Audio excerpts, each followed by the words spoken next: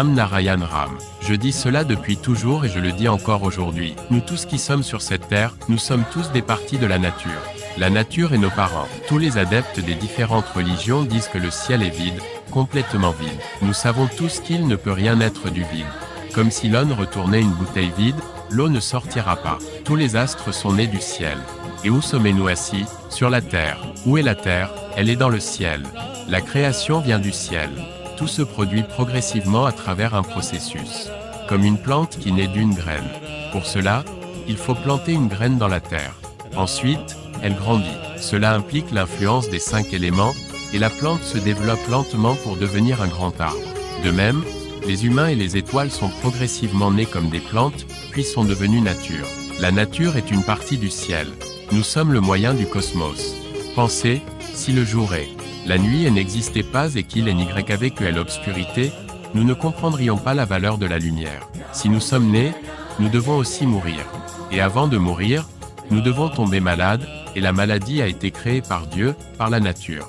Pensez, si nous ne tombions pas malades, notre durée de vie serait de 200, 400 ou 500 ans. Mais notre corps humain ne serait pas fort, n'aurait pas de courage. Nous ne pourrions pas aller et venir, nous ne pourrions rien faire. Que ferions-nous alors? Nous prierions Dieu pour mourir.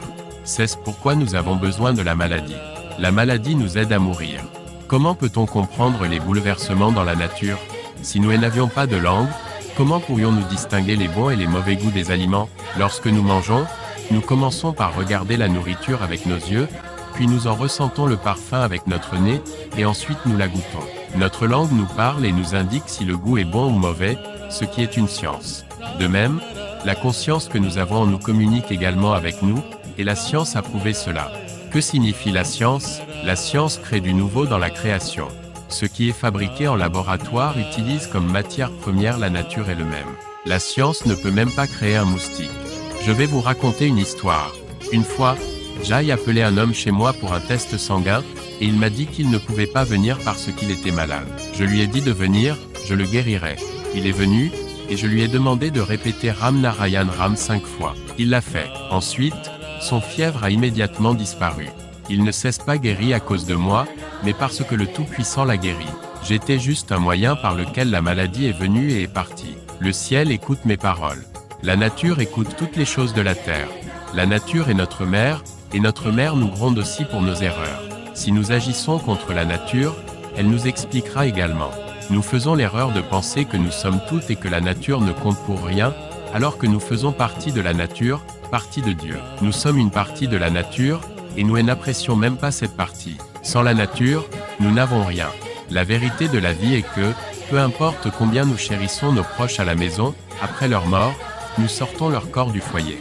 De la même manière, si la nature ne nous explique pas, si elle ne nous fait pas souffrir, comment saurons-nous ce qu'elle est pour nous? C'est alors que nous réalisons la valeur de chaque chose. Venir et partir sont des lois de la nature. Les choses identiques ne sont pas toujours agréables. Nous ne pouvons pas manger la même chose tous les jours. C'est pourquoi le changement est nécessaire. Il faut un changement d'esprit et un changement de mode de vie. C'est pourquoi la nature évolue aussi. Car c'est le ciel qui contrôle la nature. Notre ciel est l'artiste qui contrôle tout. Tout ce que nous faisons sur cette terre est enregistré dans le ciel. Après la mort, tout nous est montré. Avant notre naissance, nous promettons de ne pas faire de mauvaises actions sur terre. Pourtant, nous agissons mal. Une chose est certaine, le ciel est le maître de tous. C'est le ciel qui a créé tout. Nous avons aussi oublié la puissance de la nature, alors que c'est la plus puissante. Lorsque nous commencerons à vivre avec amour et à être ensemble, la nature sera aussi à nos côtés. La nature nous enseigne beaucoup, mais nous ne voulons pas apprendre. C'est notre erreur. Si nous voulons avancer, nous devons éveiller tout le monde, aimer tout le monde et avancer ensemble.